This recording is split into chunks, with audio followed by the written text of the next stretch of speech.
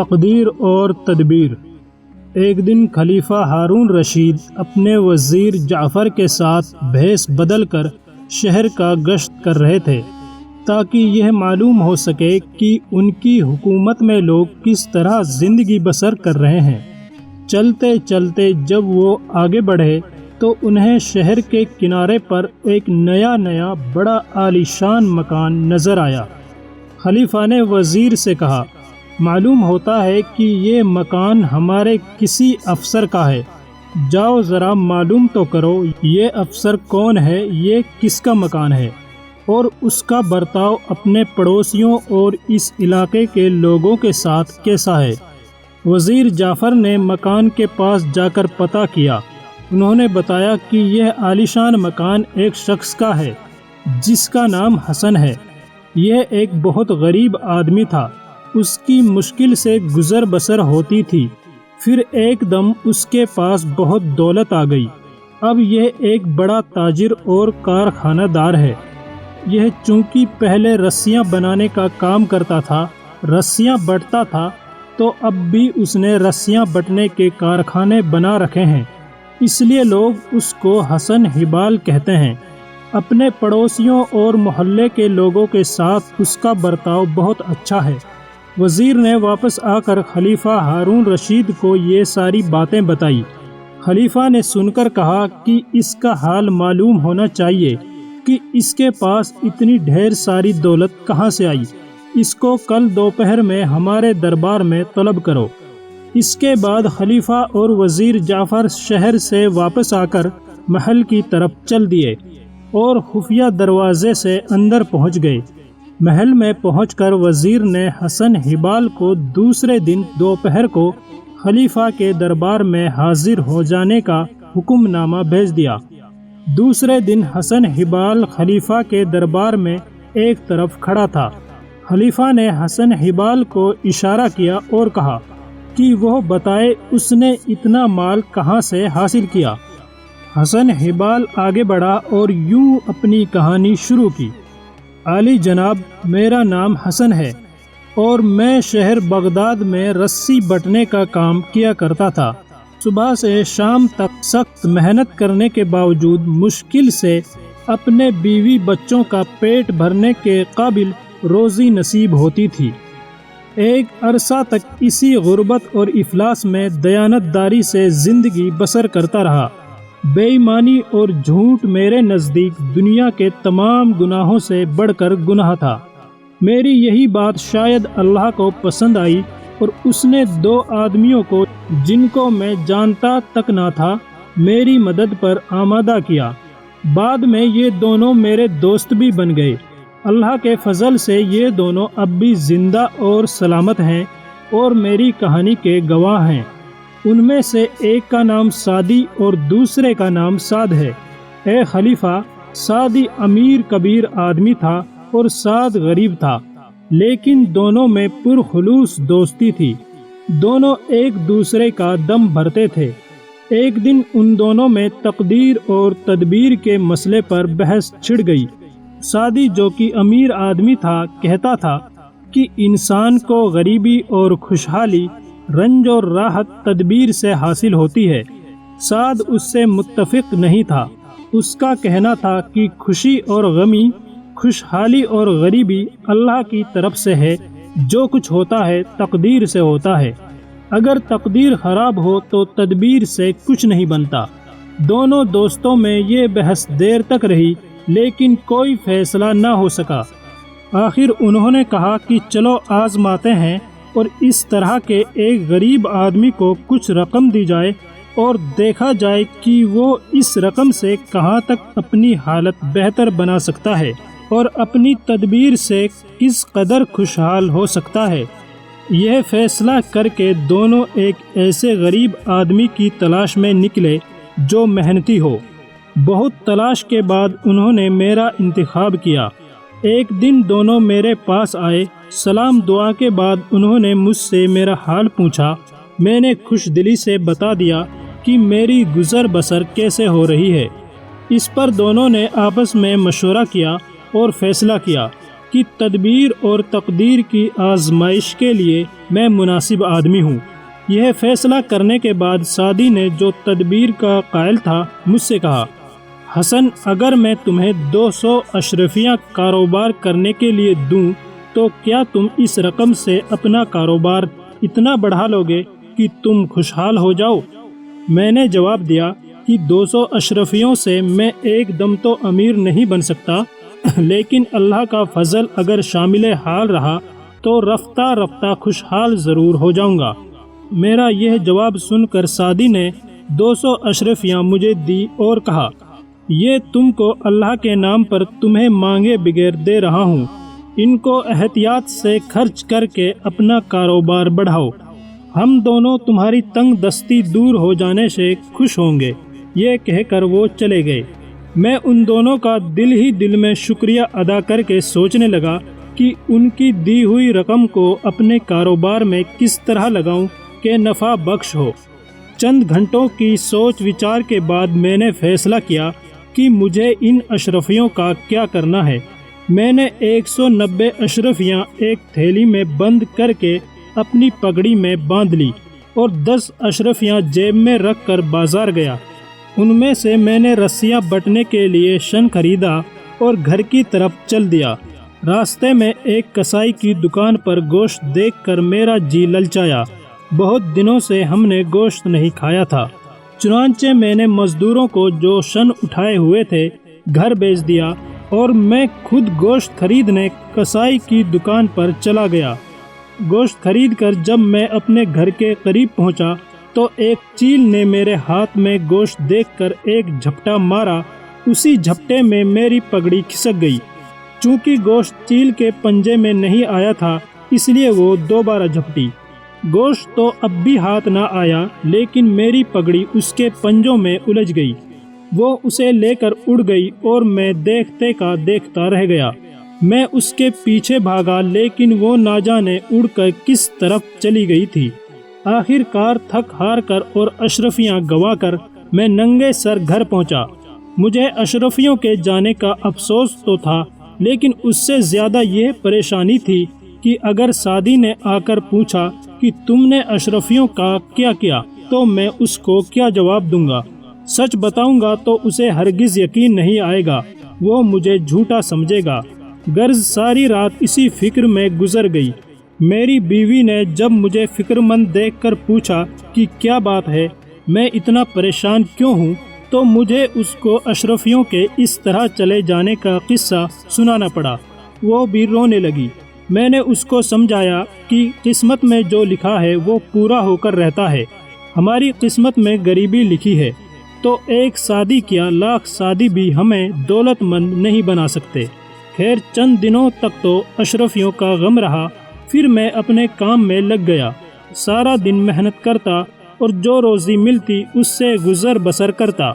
کچھ عرصے بعد وہی دونوں دوست یعنی سعدی اور سعد میرے پاس آئے اور مجھے اسی طرح غریبی کی حالت میں دیکھ کر مجھ سے پوچھنے لگے کہ تمہارا کیا حال ہے اور جو اشرفیاں تمہیں دی گئی تھی ان کا کیا ہوا؟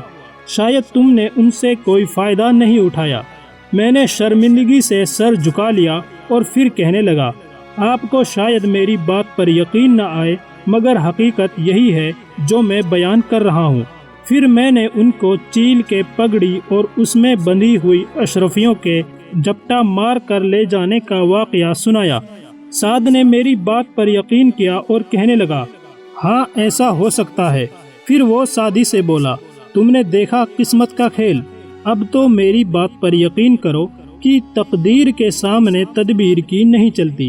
مگر سعدی نے پھر یہی کہا کہ نہیں، اصل چیز تدبیر ہے، تقدیر کچھ نہیں۔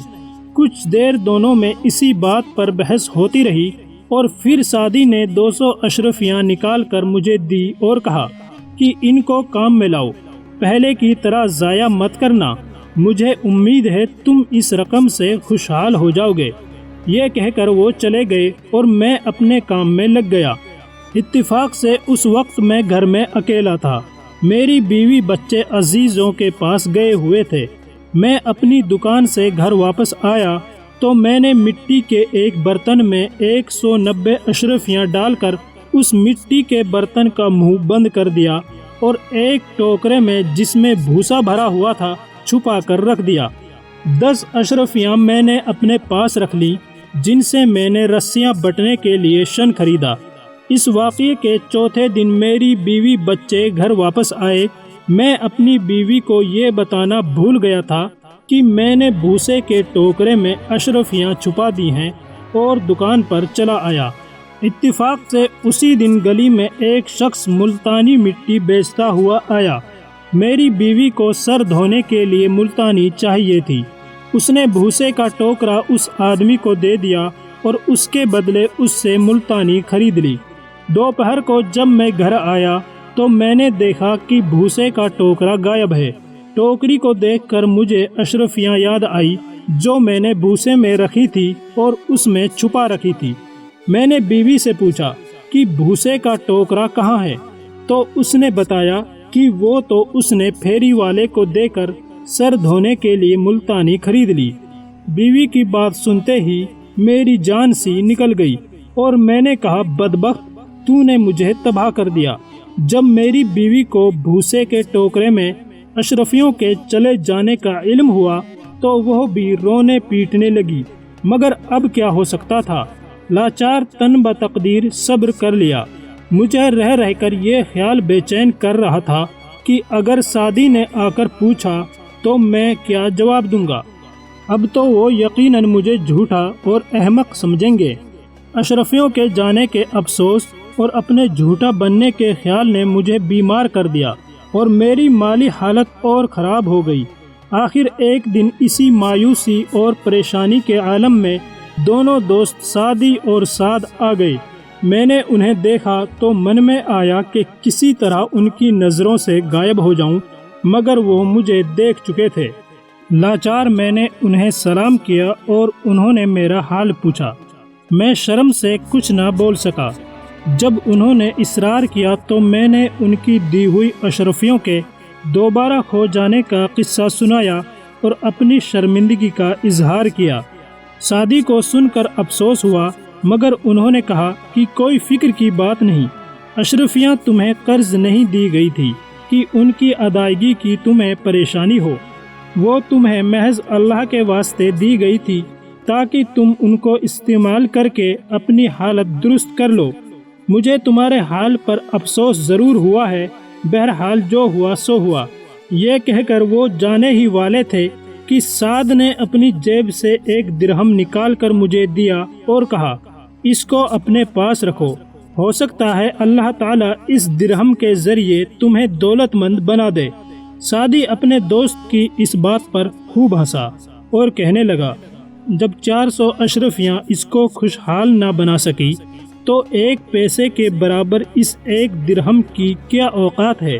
مجھے ان کی باتیں سن کر بڑی شرمندگی محسوس ہو رہی تھی، لیکن سعد نے کہا، تم سعدی کے مذاق اڑانے کی پرواہ نہ کرو، انشاءاللہ تعالی ہو سکتا ہے یہ درہم تمہیں بہت جلد امیر بنا دے گا، اس کو اپنے پاس رکھ لو۔ میں نے سعد کے کہنے پر وہ درہم لے کر اپنی جیب میں رکھ لیا۔ دن بھر کام کر کے جب میں رات کو گھر پہنچا تو وہ درہم میری جیب سے گر پڑا۔ میں نے اس کو اٹھا کر ایک طاق پر رکھ دیا۔ اس بات کو 2-1 دن ہی گزرے ہوں گے کہ میرے پڑوس میں ایک جو ماہی گیر رہتا تھا، اس کی بیوی میرے ہاں آئی اور میری بیوی سے کہنے لگی، ہمارا مچھلی پکڑنے کا جال ٹوٹ گیا ہے اور اسے ٹھیک کرنے کے لیے ایک سوت لانا ہے، اگر 1 درہم ہو تو دے دو۔ محلے میں ہر جگہ پوچھ آئی ہوں مگر کہیں سے بھی 1 درہم نہیں ملا۔ میری بیوی نے وہ درہم جو سعد مجھے دے گیا تھا اور جسے میں نے اس طاق پہ ڈال کر رکھ دیا تھا، اس ماہی گیر کی بیوی کو اٹھا کر دے دیا۔ وہ چلی گئی۔ دوسرا دن وہ صبح آئی اور کہنے لگی کہ میرے میاں نے تمہارا شکریہ ادا کیا ہے اور کہا ہے کہ اگر یہ درہم نہ ملتا تو میں جال ٹھیک نہیں کر سکتا تھا اور آج ہمیں بھوکے سونا پڑتا۔ اب میں مچھلیاں پکڑنے جا رہا ہوں اور میرا وعدہ ہے کہ جو مچھلی پہلے میرے جال میں آئے گی وہ تمہیں دوں گا۔ دوپہر کو ماہی گیر کی بیوی ہماری پڑوسن پھر آئی۔ اس کے ہاتھ میں ایک مچھلی تھی۔ میری بیوی کو مچھلی دے کر کہنے لگی، جال ڈالنے پر پہلے یہ مچھلی آئی اور یہ میرے میاں نے تمہیں بھیجی ہے۔ میری بیوی نے مچھلی لینے سے انکار کیا اور کہا، اس کی کیا ضرورت ہے؟ مگر ماہی گیر کی بیوی نے اصرار کیا اور مچھلی دے کر چلی گئی۔ جب میری بیوی مچھلی کو بنانے بیٹھی اور اس نے اس کا پیٹ چاک کیا تو اس میں سے شیشے کا ایک ٹکڑا نکلا۔ ٹکڑا اس نے بچوں کو کھیلنے کے لیے دے دیا۔ بچے اس سے کھیلتے رہے۔ رات کو جب ہم دسترخوان پر کھانے کے لیے بیٹھے تو میرے بڑے لڑکے نے شیشے کے اس ٹکڑے کو چپکے سے اندھیرے میں ایک طرف رکھ دیا اور وہ چمکنے لگا۔ اس کی چمک دیکھ کر دوسرا لڑکا اس کی طرف لپکا اور اسے اٹھا لیا۔ بڑے لڑکے نے ٹکڑا اس سے لینا چاہا۔ اب دونوں میں چھینا جھپٹی اور دنگا فساد شروع ہو گیا۔ بڑا لڑکا اسے لے کر اندھیری کوٹری میں گھس گیا۔ اس شیشے کے ٹکڑے کی چمک سے کوٹری روشن ہو گئی۔ دوسرا لڑکا بھی شور کرتے ہوئے کوٹری میں گھس گیا۔ میں پریشان ہو کر انہیں ڈانٹنے کے لیے کوٹری میں گیا تو شیشے کے ٹکڑے کو یوں چمکتا دیکھ کر حیران رہ گیا۔ باہر لا کر دیکھا تو چراغ کی روشنی اس کے سامنے مان تھی۔ میں نے چراغ گل کر دیا تو بھی مکان روشن تھا۔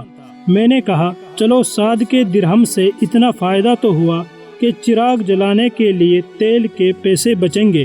شیشے کے اس ٹکڑے کو لینے کے لیے میرے لڑکے میں جو چھینا جھپٹی ہوئی اور جو شور مچا، اس سے پڑوسیوں کو فکر ہوئی کہ نہ جانے کیا معاملہ ہے۔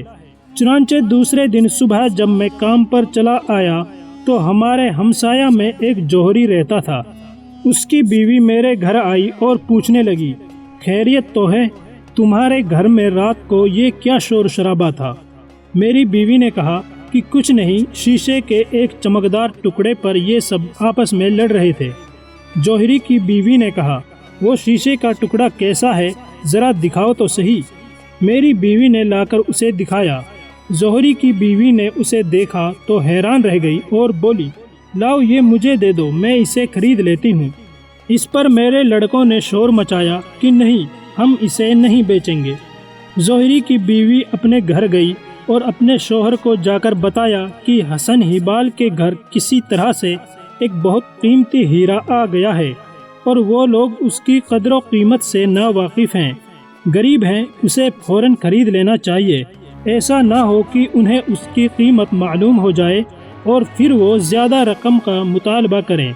جوہری کی بیوی اپنے میاں سے بات کر کے میرے گھر آئی اور میری بیوی سے کہنے لگی کہ وہ اس شیشے کے ٹکڑے کے بدلے میں 20 اشرفیاں دینے کو تیار ہے۔ ابھی وہ میری بیوی سے یہ باتیں کر ہی رہی تھی کہ میں بھی کھانا کھانے کے لیے گھر پہنچ گیا۔ میری بیوی نے سارا واقعہ مجھے بیان کیا۔ 20 اشرفیوں کا سن کر مجھے سعد کا خیال آیا، جس نے یہ درہم دیتے وقت کہا تھا کہ انشاءاللہ اس سے تم بہت جلد امیر بن جاؤ گے۔ اس دوران میں جوہری کی بیوی نے مجھے خاموش دیکھ کر سمجھا کہ شاید میں 20 اشرفیوں پر تیار نہیں ہوں، تو وہ جلدی سے بولی، اچھا 50 اشرفیاں لے لو۔ میں تو اپنی سوچ میں تھا۔ سعد کے الفاظ میرے کانوں میں گونج رہے تھے۔ 20 کے بجائے 50 اشرفیوں کی بات سن کر مجھے کچھ شک ہوا۔ میں ابھی کچھ جواب نہیں دے پایا تھا کہ جوہری کی بیوی نے کہا، اچھا اگر 50 اشرفیاں کم ہیں تو 100 اشرفیاں لے لو بھائی، اور یہ شیشے کا ٹکڑا مجھے دے دو۔ 50 کے بجائے 100 اشرفیوں کا سن کر مجھے یقین ہو گیا کہ یہ شیشے کا ٹکڑا نہیں بلکہ قیمتی ہیرا ہے۔ چنانچہ میں نے کہا، میں تو 1 لاکھ اشرفیوں کے بدلے میں اسے دینا پسند کروں گا۔ جب جوہری کی بیوی بھی سمجھ گئی کہ مجھے اس چیز کی قیمت کا اندازہ ہے تو وہ بولی کہ 1 لاکھ اشرفیاں تو بہت زیادہ ہیں، البتہ میں 70,000 اشرفیاں دینے کو تیار ہوں۔ 70,000 اشرفیاں سن کر تو میں سناٹے میں آ گیا اور چند لمحے کے لیے خاموش ہو گیا۔ جوہری کی بیوی اتنی دیر میں گھر جا کر جوہری کو بلا لائی۔ اب جوہری نے قیمت پوچھی تو میں نے 1.25 لاکھ بتائی۔ جوہری کہنے لگا، وہ اس ہیرے کے 1 لاکھ اشرفیاں دینے کو تیار ہے۔ کچھ دیر اس پر بحث ہوئی، پھر 1 لاکھ پر سودا ہو گیا اور اسی وقت جوہری 1 لاکھ اشرفیاں مجھے دے کر ہیرا لے گیا۔ 1 لاکھ اشرفیاں پا کر مجھے سعدی اور سعد کا خیال آیا اور میں نے سوچا کہ ان دونوں کو فوراً تلاش کرنا چاہیے تاکہ میں ان کا شکریہ ادا کروں۔ میں اسی وقت ان کی تلاش میں نکل کھڑا ہوا، لیکن ان کا کچھ پتہ نہ چلا۔ دوسرے دن میں نے ایک اچھی زمین خریدی اور بعد میں یہ عالی شان مکان بنوایا جو آپ عالی جناب دیکھ چکے ہیں۔ اس مکان کو میں نے اعلیٰ سامان سے سجایا اور پھر باقی رقم سے اپنے کاروبار کو بڑھایا۔ کئی مقامات پر رسی بٹنے کے، جو کہ میرا خاندانی پیشہ تھا، کارخانے قائم کیے جن سے خوب آمدنی ہونے لگی اور میں ایک امیر آدمی بن گیا۔ لیکن سعد اور سعدی کا خیال میرے دل سے نہ نکلا اور میں مستقل ان کی تلاش میں رہا۔ پھر ایک دن وہ دونوں میرا حال معلوم کرنے کے لیے خود ہی اس جگہ آ پہنچے جہاں میں پہلے رہتا تھا۔ مجھے وہاں نہ پا کر انہوں نے لوگوں سے میرے بارے میں پوچھا تو انہوں نے بتایا کہ خدا جانے کہ اس کو کہاں سے اچانک اتنی دولت مل گئی کہ اب وہ بغداد کا ایک امیر سوداگر ہے۔ اس نے فلاں جگہ پر ایک عالی شان محل بنوایا ہے اور وہیں رہتا ہے۔ سعد اور سعدی آپس میں یہ بحث کرتے ہوئے کہ یہ دولت میرے پاس کہاں سے آئی ہوگی، لوگوں کے بتائے ہوئے پتے پر میرے عالی شان مکان کی تلاش میں چلے گئے۔ سعدی کا دعویٰ تھا کہ انہوں نے مجھے جو 400 اشرفیاں دی تھی یہ انہی کی بدولت ہے، اور میں نے ان کے کھو جانے کے بارے میں ان سے جھوٹ بولا تھا۔ سعد کا کہنا تھا کہ نہیں، یہ اس 1 درہم کا کرشمہ ہے جو انہوں نے مجھے دیا تھا۔ موقع پر پہنچ کر انہوں نے میرے خادموں کے ذریعے اپنے آنے کی اطلاع کرائی۔ میں ان کا نام سن کر ننگے پاؤں اور ننگے سر ان کے استقبال کے لیے دوڑا۔ بڑی عزت سے ان کو اندر لا کر بٹھایا اور ان کا شکریہ ادا کیا۔ انہوں نے مجھے خوشحال دیکھ کر مبارکباد دی اور خوشی کا اظہار کیا۔ ادھر ادھر کی باتوں کے بعد انہوں نے جانے کو کہا، لیکن میں نے کہا آپ دونوں میرے ساتھ کھانا کھائے بغیر ہرگز نہیں جائیں گے۔ پھر میں نے ان کی خوب خاطر تواضع کی اور عمدہ کھانے کھلائے۔ کھانے کے بعد میں ان کو لے کر اپنے محل کے باغ میں آیا اور میں نے ان کو اپنے دولت مند ہونے کا قصہ سنایا اور کہا کہ یہ سب کچھ اسی 1 درہم کی برکت سے ہوا ہے جو سعد نے مجھے دیا تھا۔ سعدی نے میری بات کو تسلیم نہیں کیا اور یہی کہتا رہا کہ میری دولت ان 400 اشرفیوں کا نتیجہ ہے جو اس نے مجھے دی تھی۔ ایک مچھلی کے پیٹ سے اس قدر قیمتی ہیرے کا نکلنا ناممکن بات ہے۔ ہم اسی طرح باتیں کرتے ہوئے باغ میں ٹہلنے لگے، پھر ایک درخت کے پاس پہنچ کر رک گئے جس پر ایک چیل کا بڑا گھونسلہ بنا ہوا تھا، اور میرے پرانے ملازم اس یقین کے مطابق کہ چیل کے گھونسلے میں مال ہوتا ہے اسے اتارنے کی کوشش کر رہے تھے۔ ہم کھڑے ہوئے یہ تماشا دیکھنے لگے۔ تھوڑی دیر میں ایک ملازم جو درخت پر چڑھا ہوا تھا چیل کا گھونسلہ نکال کر اوپر سے نیچے پھینکا۔ اللہ کی قدرت، اس گھونسلے میں میری وہ پگڑی جس میں سعدی کی پہلی بار دی ہوئی 190 اشرفیاں تھی نکل آئی۔ میں اپنی پگڑی کو فوراً پہچان کر لپکا اور اس میں بندھی تھیلی کو دیکھ کر خوشی کے عالم میں کہنے لگا کہ لیجئے جناب، اللہ نے میرا سچ ثابت کر دیا۔ سعدی نے کہا، ہو سکتا ہے یہ کسی اور کی پگڑی ہو اور اس تھیلی میں اشرفیوں کے بجائے کچھ اور ہو۔ میں نے کہا، یہ ابھی معلوم ہو جاتا ہے۔ اگر اس تھیلی میں 190 اشرفیاں ہوئی تو یہ میری ہے۔ چنانچہ تھیلی کو کھولا گیا اور اس میں وہی 190 اشرفیاں نکل آئیں جو میں نے رکھی تھی۔ میں نے یہ دیکھ کر اللہ کا شکر ادا کیا کہ جس نے میری سچائی میرے دوستوں پر ثابت کر دی۔ اس کے بعد ہم سیر کرتے ہوئے واپس مکان کی طرف پلٹے۔ راستے میں جب ہم استبل سے گزرے تو سائس نے کہا کہ جناب، فلاں کام میں دیر ہو جانے کی وجہ سے گھوڑوں کے لیے بھوسا نہیں مل سکا، دکانیں بند ہو چکی تھی۔ میں نے کہا کہ بے زبان جانوروں کو بھوکا رکھنا اچھا نہیں، جہاں سے ملے اور جس قیمت پر بھی ملے بھوسا لے کر آؤ۔ چنانچہ اسی وقت میرے ملازم دوڑے اور پرانے بھوسے کے 2-3 ٹوکرے لے آئے۔ میں نے اپنے اس ملازم کو حکم دیا کہ میرے سامنے گھوڑوں کو بھوسا ڈالو۔ بھوسے میں سے ایک مٹی کا برتن نکلا جس کا منہ بند تھا۔ ملازم نے وہ برتن میرے سامنے لا کر رکھ دیا۔ میں نے اسے فوراً پہچان لیا اور سعدی سے کہا، لیجئے، اللہ نے مجھے سچا ثابت کرنے کے لیے یہ انتظام بھی کر دیا۔ یہ بھوسے کا وہی ٹوکرا ہے جس میں میں نے اشرفیاں چھپا کر رکھی تھی، آپ اسے کھولیں۔ یقیناً اس میں وہ 190 اشرفیاں ہوں گی جو آپ نے دوسری مرتبہ مجھے دی تھی۔ سعد نے برتن کا منہ کھولا تو واقعی اس میں 190 اشرفیاں رکھی تھی۔ اب سعدی بہت شرمندہ ہوا، میری طرف سے بدگمانی کرنے پر معافی مانگنے لگا کہ وہ واقعی غلطی پر تھا۔ تقدیر کے آگے تدبیر کا زور نہیں۔ پھر ہم گھر آ گئے۔ میں نے انہیں رات کو مہمان رکھا اور خاطر تواضع کر کے اگلے دن رخصت کیا۔ عالی جناب، یہ ہے میری کہانی جو میں نے آپ کو پوری سنا دی۔ خلیفہ ہارون رشید نے کہا، تمہاری کہانی بہت عجیب ہے۔ وہ ہیرا جو تمہیں مچھلی کے پیٹ سے ملا تھا اب میرے خزانے میں ہے۔ تم میرے خزانچی کو جا کر یہ کہانی پھر سناؤ تاکہ وہ ہیرے کے ساتھ اس کہانی کو لکھ کر شاہی خزانے میں محفوظ کر دے۔ پھر خلیفہ ہارون رشید نے حسن حبال کو تحفے دے کر رخصت کیا۔ دوستو، کیسی تھی کہانی؟ اگر اچھی لگی ہو تو لائک کیجئے اور نیچے کمنٹ میں ضرور بتائیے، اور ہمارے چینل دین 24 کو سبسکرائب کیجئے۔ شکریہ۔